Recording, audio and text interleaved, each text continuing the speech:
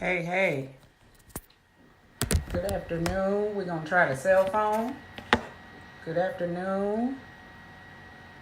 We get some people in the room. Facebook is forever changing. Now it asks you to tag people. You can't invite them. You got to tag them. This is crazy. Come on in, guys. Come on in. Come on in. All right. Hey, Denitra. Hey, Cheryl. Hey, Sue. This is stupid. It's still not giving me the option to bring you on.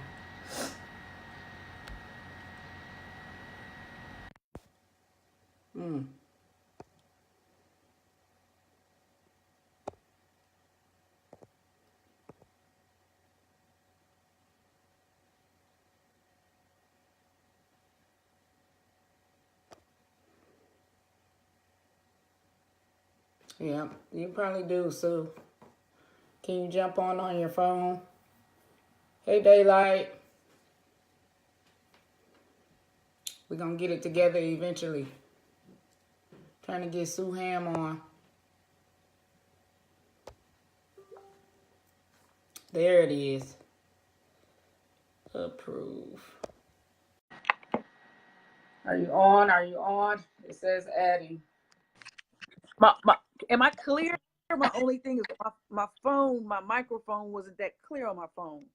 Oh, no, you're clear. You're fine to me. I can hear you fine. Okay, so I'm hoping it'll record me clear. That's my only thing. All right. Yeah, no, you sound good. Hey, Sue Ham.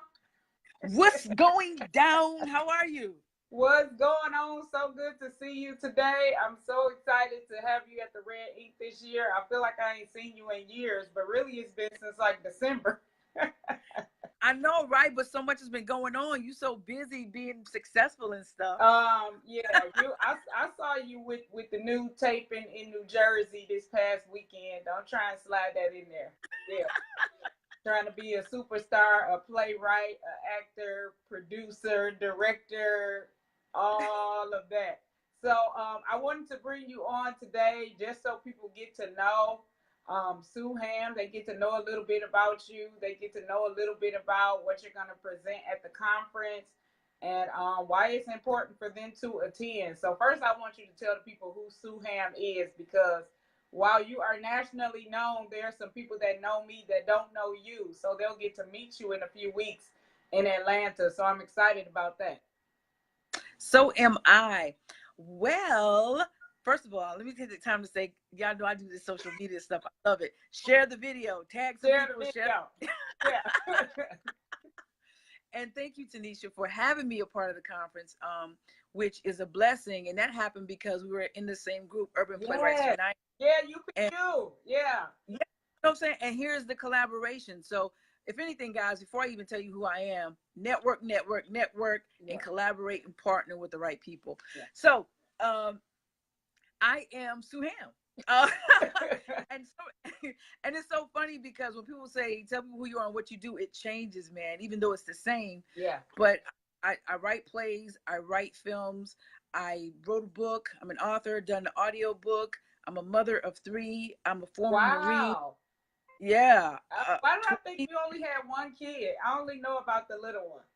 Let me tell you why. Because the oldest is 24, okay. The middle is 21, and the youngest is 9. So I got caught up. What was you doing? Right. Caught up. So wow. I'm a mother of 3, former Marine, writer, producer, and I create stuff. I host, I'm a speaker, and I created my own TV show, and I created my online school, the Sue Ham School of Success. And I just really, in a nutshell, I'm just using my gifts to motivate people to live their dreams while I live my dreams. So you have this saying, what is it? Live, laugh. What do you say? Live, love, learn, and laugh. Don't quit. Follow your dreams to success. Yeah, and so you forgot to say you're the thug motivator, which I think is hilarious. I think it's hilarious, but tell people what the thug motivator is for those that don't know. The thug motivator is my alter ego who gets.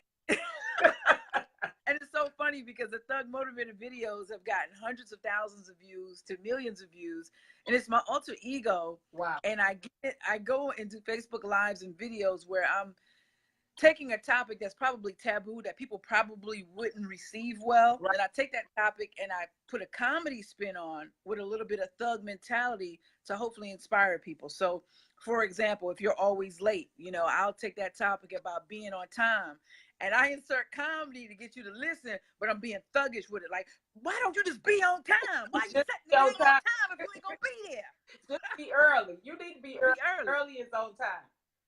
And, you know, like wearing pajamas in public, you know. So I think that video has about 300,000 views. Wow. I don't even know how many comments, because some people were upset. I can wear my pajamas, and I'm like, you might be proud. You can't. You can't do that. You cannot do that. So tell the people now, I've heard you say like 100,000 views, 300,000 views. Is that on YouTube? Is that Facebook Live? Where is your traffic coming from? Facebook Live. That's been my big baby. Okay. I love Facebook. A lot of people know me from the beatboxing video I did that went viral. And between Facebook, YouTube, Instagram, World Star Hip Hop, that video probably has close to 10, 12 million views. Wait, you beatbox. What? Wait, can you spit something before you get off? Do you see the glasses? Don't play. These are not prescription. I feel like we need to be wearing all Adidas at the Red E Conference. Like if we wearing Run DMC t-shirts, we just gonna come repping that. Yeah. Oh my goodness. Yeah, but it's just crazy. I'll never forget. And this is one of my lessons that I teach people: follow your gut. I was in the shower getting ready for church, and I was beatboxing. I beatbox all my life. I'm not good, but I like to do it. I've always loved the Fat Boys and Biz Markie. And so I'm in the shower beatboxing. What? You know? And so something says, when you get outside, film yourself and beatbox. And I was on my way to church. Wow. So I got a friend. I said, yo, I need you to video me. And I said, I'm going to just start beatboxing. And boom, just video me. And that's what I did. Put the video up. It got a few views. About a year later, okay? Wow. I followed my gut. Yeah. I did what I was told. A year later, the video goes viral. Wow. It's crazy. BET contacted me and wanted the rights to use that video on a new show they had launched entitled The Experiment. So then it aired nationally. Wait, hold up. BET picked up a video of you beatboxing a year later after video was released. On Facebook. And mind you, wow. When I released it the first time, it didn't have that many views. But Sean Kingston saw the video, must be a year later. Okay. And he put it on his fan page on Facebook, and that was all she wrote. It opened the doors for so many different things for me. And here's the thing. I've been doing videos for a long, long time. It wasn't something I did just to get fame. Okay. I've done business videos, motivational videos, comical videos. And I was just listening to my gut. Somebody said, do the video, put it on Facebook. And I did it. And so a year later, it opened the door for me to be on BET nationally. Wow. That video is what got my foot in the door with Steve Harvey, but ultimately didn't get on the show. About 2 years later, after seeing that video, they were like, okay, they saw my other videos. We want to bring you on the show. Wow. And it's not for beatboxing. It's for motivational speaker, life coach. I was like, ding, wow. So you planted the seed. You did what you were told. And I mean, years. It took years. But you got national recognition. And I think that's important to note. And I mean, we kind of covered that a little bit at the Red Ink. But a lot of people are like, am I going to get rich quick as soon as I write my book? Well, probably not. But the reality of it is, if it's your dream, if it's your passion, like if this is what God is telling you to do, just do it. You never know who's going to pick it up. Absolutely. And here's the thing. Once I got on the Steve Harvey show, 2 months, when we were leaving the NBC Towers, I'll never forget, in Chicago. This is when they were in Chicago. And as I was about to exit with my sister and my son's father, I said, I will be back. And I don't know what made me say that. And I know Wow. what it was God, right? The same way it was like put the video on Facebook. Yeah. And so I was like, I'll be back. 2 months later, they call me and they're like, we want you to come back. The second time around, my green room is right at the studio. I can hear every freaking thing. And I was like, oh my God. Wow. And instantly it came to me, it was like, I'm getting you closer and closer. And then when I got on stage, I was even closer to Steve. And I'm telling you guys, I got goosebumps right now as I'm telling this story. Every time that I went there, it was almost like it was set up to be focused on me. Even when they were doing the promos to, for the show coming up, it was focused on me. And it was just like, I got it. I said, okay, God, I just had to endure the process. I had to keep creating. Listen to that, guys. Keep creating, keep believing. And eventually it was going to open the door. And it did. And it did. It went E320 on me. It went Ephesians 3:20 on me. You understand what I'm trying to tell you? It exceeded my expectations, because who knew that a beatboxing video would open the door to lead to that? And then from there, just from being on Steve Harvey, I get the invitation to speak on stage with Les Brown. Wow. So it was like all that work, it was paying off. It's like the interest was coming in. You know what I'm saying? I forgot about Les Brown. I totally forgot about Les Brown. I mentioning that in the promo, but you just did that recently, right? Was that last year? Yeah, last year, May. Last year. And you know what was so much more important to me than being on the stage with Les Brown is the fact that my son, my baby boy, got to meet Les Brown, because every night we would listen to Les Brown audio. And I just kept telling him, one day you're going to meet him. Wow. You're going to meet him. And so yes. Wow. And at the time he was 8 years old. Wow. So me and his dad, we pulled him out of school and we went to Texas for that. And I was just like, because this is a once in a lifetime opportunity. Absolutely. You know, Les is in his 70s now. And at one point in time, he was deemed the #1 motivational speaker in the world. He still is to me. Yep. Mm-hmm. So, wow. It's and then, just from there, it's just being blessed to work with David Tower, being blessed to work with you, being blessed to just get back from Jersey with Andrea. Yes. It's just so many opportunities are coming my way. And it was like, wow, it's catching up to me.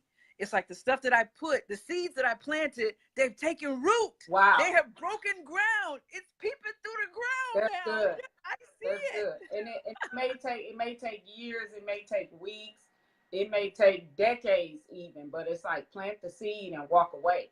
Somebody else will come back and water it.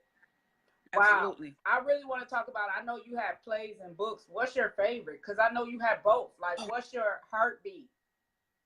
My heartbeat, believe it or not, especially being on the set for the TV series Hits, right? Yeah. And then writing books and then doing plays, because I literally went to Jersey and came back the next day. It's 24-hour turnaround. I had like 3 hours sleep. I got off the plane at 1:40. I got in my car from the plane at 1:41. I walked in my house at 3 o'clock because I live so far from the airport. I live in the boonies. That's another thing, guys.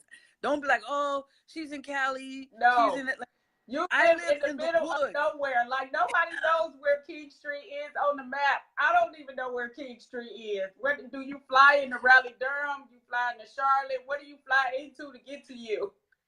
Either way, no matter if you fly into any airport in South Carolina, your ride to my house is going to be an hour and a half to 2.5 hours. Wow. Okay. Exactly. Okay. So, I walked in the door, I showered.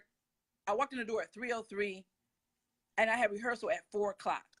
And so literally, and I'd only had 3 hours of sleep the whole time. And I said, but you know what? This is exciting because this is what I was dreaming about, is living my dream. Yeah. So I go to rehearsal. And I'm like, wow, from, the series to thinking about books and to being on the film with David Talbot, to walking into my rehearsal for my play. And I was like, there's nothing like theater. Wow. Okay. Okay. And I say that because I'm working with like some 16, 17-year-olds for this cast. Okay. And I'm getting to groom them. I'm getting to provide them an opportunity that I longed for when I was a kid. And I think that that's why it's so personal to me, because when I was growing up, there was no theater. And so I felt like, okay, I guess I'll go in the Marine Corps because I don't want to go to college. Okay. So I was My like, husband would love you. He's a Marine. Ooh, right? Wow. And it's not that I didn't want to go to college. I love to learn, but I knew for me, entertainment was my thing. So my second love was traveling the world. And I figured, well, if I go into the Marine Corps, I can travel the world and meet new people because I love doing that. That's right.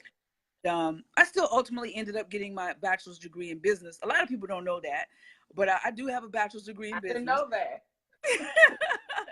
You know, so I know I left it out of my bio. By the way, See? plug. Tanisha wrote my bio, and I'm like Superwoman on my bio. Okay, you Superwoman, but we didn't put that degree in there.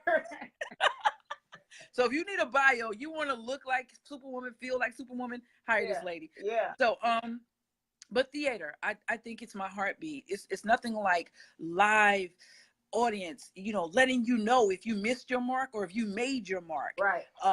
Seeing that impact, the crying, the laughter, the That's anger. Good. It's just, I'm getting goosebumps. I'm telling you about it right now. That's good. Cause I know you do a lot of theater, and here's the thing, this is the kicker for me. No matter where you are, where you're planted, I see you striving and I see you making moves right in King Street, and I see the sold out shows, and I don't see you like, oh, let me take it on tour. Like, no, let me do it right here in my community. And I think that's a big piece that we'll talk about at the conference too. A lot of people are trying to travel and they're trying to get out of their sphere of influence because it sounds good to take it on the road, but realistically, have you maximized your own sphere of influence, like right in your own backyard? And you know, that really hit home, and I'm not trying to do a plug, but I'm gonna be for real. That really hit home when I joined the Urban Playwrights United and I bought Vanessa Lynn's book. Her book. Because I really sat back and I was like, I think this is an ego thing. It's an ego thing. I want to be bigger than I'm ready to be big. I want to be bigger than I'm really ready for right now. Wow. Because my pockets ain't deep enough to handle the marketing to go into a new place where nobody knows my name. That's right. And that's what people tend to forget. It's like, I don't want to go here, but nobody don't know you. Nobody knows you. Wow. And do you have the money to pay to get them to know you, get them a little bit familiar with you? Right. So I was like, until everybody knows my name here, what I can do is the same concept I've been following. Use social media to go out. Right. Keep it here locally where my heart is and really show the citizens here of Williamsburg County and King Street, South Carolina, that it doesn't matter where you are.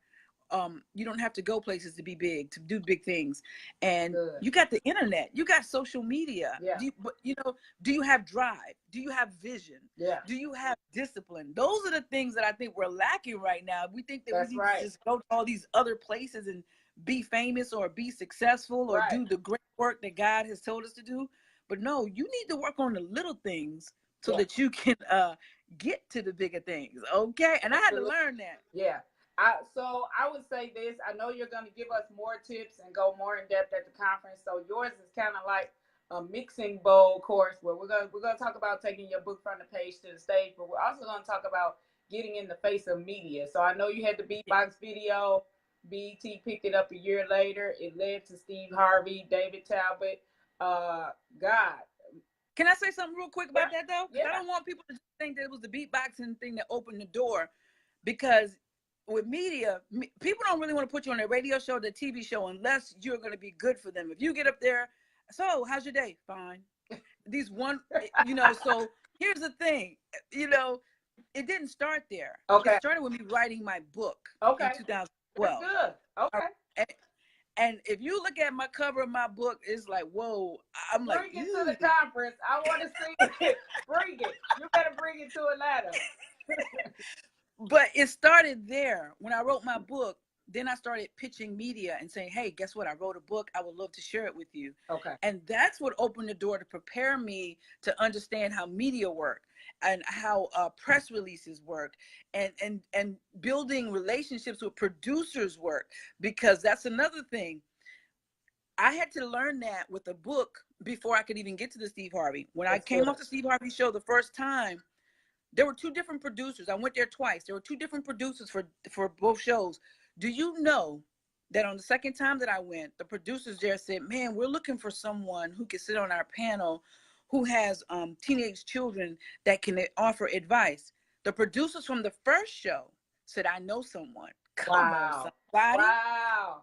Build relationships. When you go there, make it to where it's memorable in a genuine way, not this just trying to schmooze and kiss butt. No, be genuine, be you. That's good. And I tell you, when I go, I'm like, God, let me leave an impression on people to the point where they're thinking about me always in a good way. So and I pray that prayer. Yeah, so would you say that's like the number one mistake we make when we're trying to promote our events, we're trying to get it in front of the media, we're sending out our press releases, our media kits, our bios, our one sheets, but that one top mistake that we're missing, because for a lot of people it ends up in the trash. A lot of people don't get a call back. They don't end up on the Steve Harvey show. They don't get in a movie on BET. So what's that top thing that people are kind of just like, you're making a big mistake and this is it? And I know there are more, and you'll probably go into it in the conference, but a lot of people don't know. They think it's just, well, I emailed it out, they're going to bring me on TV or I'm going to be on the news. Well, not necessarily so. No, I would say, and I know this, so when I speak from my experience. One is just sending a generic inbox, a generic email, and asking instead of trying to give first. How about give, and then take? Ooh, because when you give at least 1 to 3 times, at least 2-3 times, then you don't feel cheap by asking for something in return. Okay. Or if you're going to go and ask, because it is an interview, then make it to where the interviewer will not want to pass you up. And one of the things that I do is I show how it's benefiting the community. I show how it's going to benefit your viewership. Because if I can show how I'm going to be an asset to you and make you an even bigger name with the people that I'm connected to, that's good. You're going to want to be more amped to put me on your show. That's good. And the second thing I'm going to give y'all for free right now, because I need y'all in this conference September 15th, is follow up. You got to follow up. The money is in the follow up. When I was in internet marketing, that was our favorite saying. The money is in the follow up. The average person will not follow up. If you follow up at least 2 to 3 times, 4 times even, it shows that you're serious. Wow. Yes. You're close. It shows that you're serious. Mm-hmm. Absolutely. Good. That's a good takeaway, because I know a lot of times I send a press release out. I'm just blasting it out, and it's like, I know I got to do better. Like you said, it's in the follow up and building relationships. Mm-hmm. Because they get so much spam. With the way the world is situated right now, you have to do something to set yourself apart. Mm-hmm. And most of the time it's spam just going out. One time, email blast, boom, we're done. But when you build that relationship and say, hey, I know you got a lot going through your inbox, and even picking up the phone and calling, believe it or not. So, wow. It's like, go back to there was a gospel song that says, go back to the old way of doing things. Yes. And that's really what it's about, because we've gotten so out of touch. It's like, it's funny, social media, it does bring us together, but at the same time, it also moves us. It gets us out of touch with a personal connection. That's right. And when you can have that personal connection, you will always be on people's minds. You will always be referred. You will always be called upon. I'm telling you. That's good. So you saying pick up the phone. I mean, should we go all the way back to old school in like handwritten letters or like cards that are handwritten saying thank you for having me on the show? And I mean, think about it. We got away from that. And guess what? That's what's going to set you apart right now. Yeah. Because the first thing they're going to say is, oh my God, this person took the time to write me. That's good. Because as a producer, you're always looking for people to put them on the show.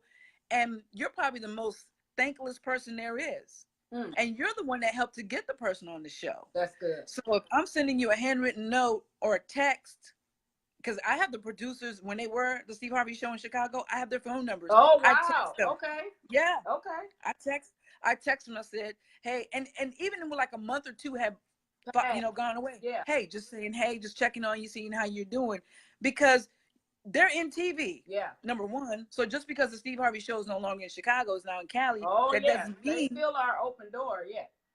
Exactly. Wow. And number two, I'm really appreciative of you putting me on the show. Yeah. So, and I genuinely care and want to know what you're up to. That's good. So that's good. Mm-hmm. So Red Ink Conference, we are like, God, 18 days away, a little bit over 2 weeks. You will be there talking about, I keep calling it the mixing bowl, because I just know God is going to come in the room and do what he do, and you just going to talk about what the people in the room need. But books, stage plays, all of that. I want you to tell people why they should come see you particularly. Yes, they're coming to see me, but to see you particularly, why it's important to have a book, because you talked about your book, and I don't even really see you promote your book, so it's like I keep forgetting. I'm like, oh yeah, she does have books. I know you from stage and theater, but it's like you do have books. But just talk to people for a little bit and tell them, why it's important to get in the room and why it's important to have a book. Because like you said, that opened the door for you long before the B-Box video. Oh, absolutely. It's very important. I wrote the book in 2002. We're 2018, six years later. Wow. And some amazing things have happened. And just to put it in perspective, 6 years is fast. That's not a lot of time when you're grinding. Wow. And so the book, I think, is very important. It's your calling card. People tend to take you more seriously. It brands you as an expert. That's good.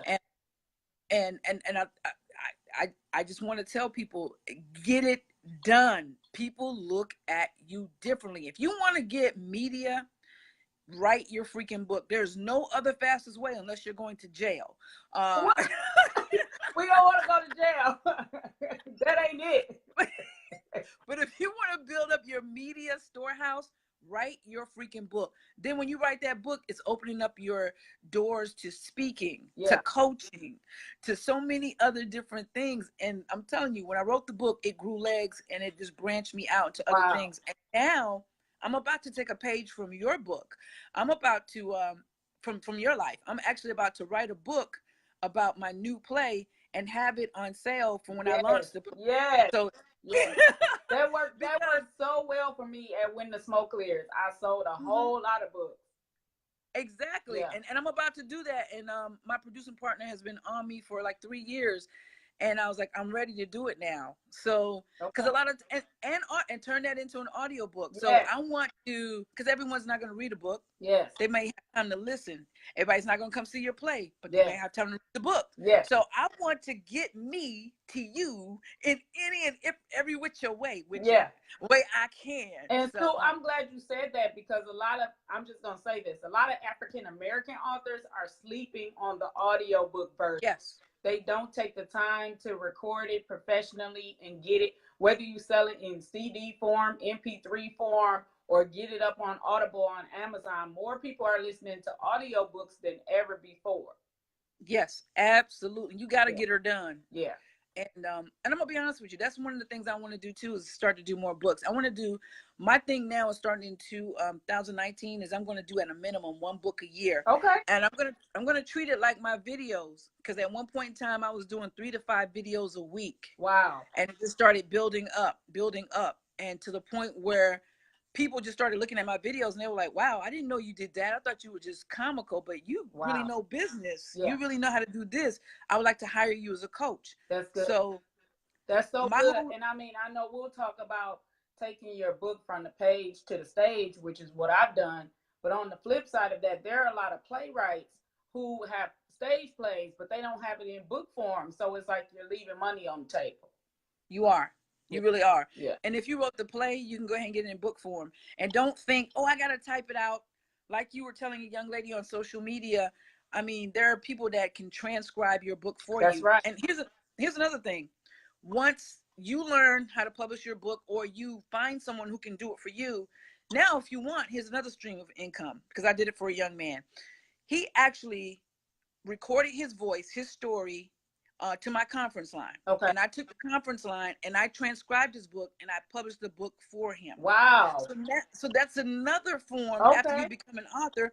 Now, like for me right now, I don't have time to do that. But guess what? If someone comes to me and say, I want to write a book, but I don't want to write it, I know that there's a Tenita Johnson. Hey, Tanisha, I'm the middle person now. Right.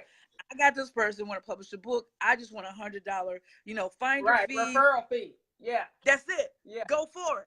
So, I mean, you just got to really open up your mindset and just think, but you need to be in the conference. No ifs, ands, and buts about it. You can do it, and you should do it. Yeah, so thank you so much for being on with me today, Sue Ham, all the way in King Street, South Carolina. Y'all don't ask me where it is, because I don't know. What's the population, Sue? She got this shirt on. Faith addict. What's the population of King Street? The population of King Street is roughly, I think, about 3,100 people. Are you serious? But here's my thing. I include my entire county, Williamsburg County, because and that's about roughly 32,000 people. Okay. But here's a tidbit I want to drop. It sounds like a lot of people, but when you go look up Williamsburg County in the state of South Carolina, we're listed for the poorest county in the state of South Carolina. Wow. The worst educational system in the state of South Carolina. So, and high crime rate. But here's what I want to tell you. It does not matter about your external environment, your external factor. It's all about what you got inside, because I'm living proof of that. So that's right, because when you do your stage plays, how many are you selling out theaters? How big is your theater? It's not a black box. It's a 400-seater here. 400 seats in a 3,000 population, and you do a run of like what, 2-3 shows in a weekend? We do 2 shows. 2 shows. So I mean, you get 800 of those 3,200 people in the room. You selling it out. So I mean, yeah. And I will say, and you're right. And I will say, we do market to the entire county. But the one thing about our county is we have such big land mass. It's like, you know, to go to the next little community, you're talking 30 minutes. Sometimes it can take an hour to get across. That's just how big it is. Okay. And then you're dealing with people with low income who may not have adequate vehicles and transportation. We're not in the north where we have, you know, public transportation. So it's a different animal. And I gotta say this, anybody watching from Williamsburg County, I thank you. But here's the great thing about that too, Tanisha, and this is where marketing comes into play and your branding. A lot of those people are traveling from out of town. I'm talking about North Carolina, Georgia. I'm talking about, we had somebody come in from California. We've had people come in from Kentucky. So but that's my vision.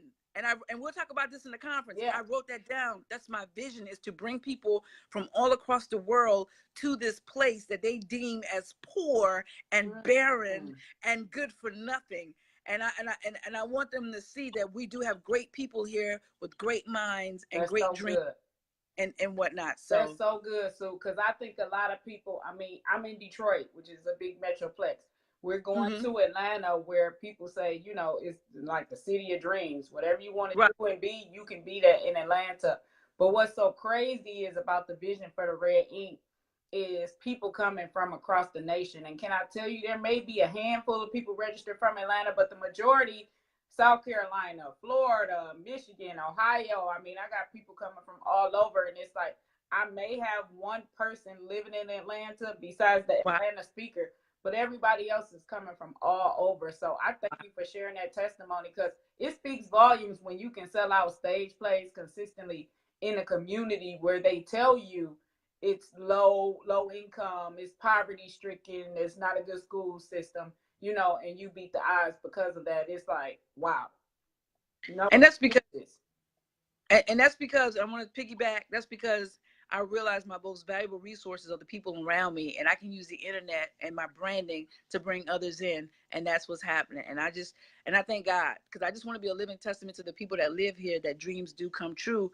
And what's so happening is you say God, that a lot. You say that a lot too, And so God E320 me again when he allowed people from across the world to know who I am and to actually come to this place. Wow. So I'm excited about that. So you haven't moved? You don't plan on moving? You set in King Street right now. Listen, I graduated high school in 92. And when I left, I said, and 3 days after I left, I was in Marine Corps boot camp. And when I left, I said, I ain't never coming back to this place. Wow. Look here. Wow. I have been, everything that I told y'all on this broadcast that has happened to me here in this place. In King Street. This place, yes, where you would think none of those things, there's no way. I created my TV show, which aired on TV across 2 different states in this place. Wow. This place. So, woo, hey, I'm just excited. I can't give y'all all this stuff away. I know you can't. But you need to freaking get to the conference. And let me tell you something. It's all about networking and being in the room and building relationships. You can get tips and strategies for days. But there are certain things that you got to be in the room to get. I'm encouraging y'all to join us on September 15th in Atlanta, Georgia. TheRedInkConference.com. Yes, TheRedInkConference.com.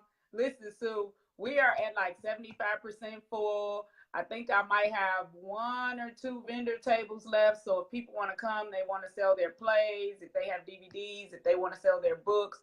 The great thing about the vendor, Sue, is that we make it industry specific. So I don't have people selling purses and gym shoes.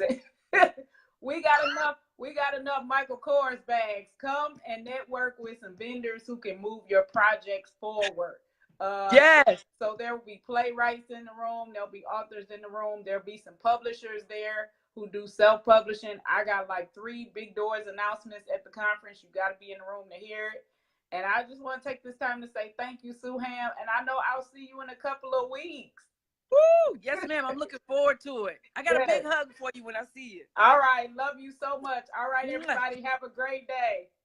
Hey, go to the website right now. Share the video. Even if you can't benefit, somebody can. Share the video, and we'll see you in Atlanta, September 15th. Yes. What's the website? Good day, guys. Hold on. Drop that website one more time. TheRedInkConference.com. Yes. All Peace. right. Love you guys. Bye-bye.